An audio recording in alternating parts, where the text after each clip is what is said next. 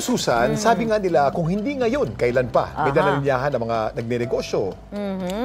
Why not, Kuya Kim, di ba? Baka nga naman oras na para magtagumpay sa business. Kaya ang ilang Gen Z, sa murang edad pa lang, hataw na sa pagninegosyo para maagang umasenso. Yan ang aking kwentong dapat Alam mo!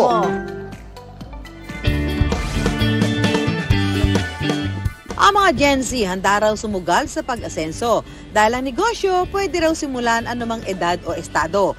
Magkakabarkada man o solo flight sa puhunan. Gaya na lang ng magkaibigan na Jonathan at Tristram na nagtayo ng bike cart food business sa edad na 20 at ang 20 anyos na si Wencer na sinimula ng kanyang sizzling restaurant.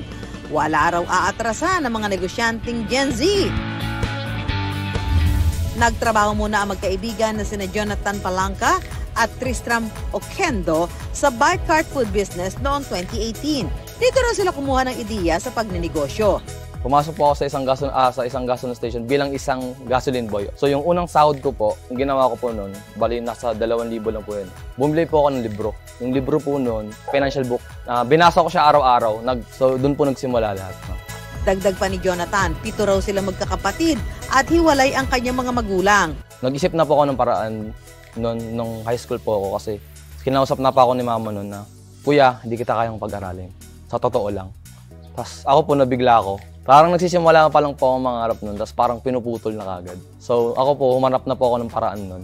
Ang puhunang 40,000 pesos mula sa ipon ni Jonathan sa pag-gasoline boy, ginamit nila sa pagtitinda ng mga manok at palamig ngayong taon. Ang bestseller po namin yung promo po naming Sulit Pack na 109. Meron po kaming 3 wings, may rice na po yun, tsaka may drinks. Namamalengke sila ng manok alas 2 ng madaling araw.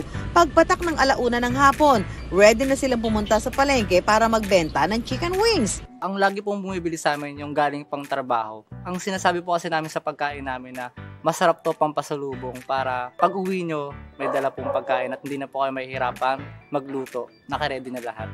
Tikman na natin yan! Tamang-tama yung timpla ng sauce tsaka pagkakaluto sa kanya. Napakalambot at napaka-crispy ng labas. Ang Gen Z na si Wencer sa pagtatayo ng sizzling restaurant naman, nagpapasiklab. Siya mismo ang nagluluto ng sizzling dishes gaya ng sisig, pork chop at iba pa. Taga-Tondo po kami talaga.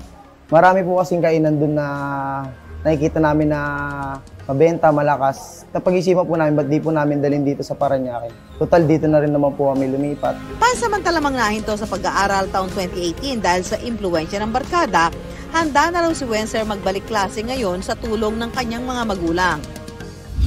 Ang pinagmamalaki nilang sisig, ipatitikim ni Wencer sa atin. Favorite po namin is yung chicharong bulaklak and syempre yung sisig po na sulit talaga at masarap. Ang kanyang negosyo kaya raw kumita ng 150 hanggang 200,000 pesos kada linggo.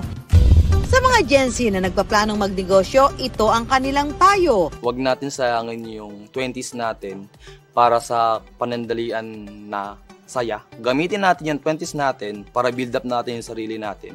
Tuloy nyo lang yung dream nyo, yung barkada. Nandyan lang naman yan, tas lagi kayo makikinig sa magulang nyo. Ang pagninegosyo ay walang pinipiling edad, estado at sitwasyon sa buhay. Tamang diskarte at determinasyon ng susi sa pag-abot ng pangarap.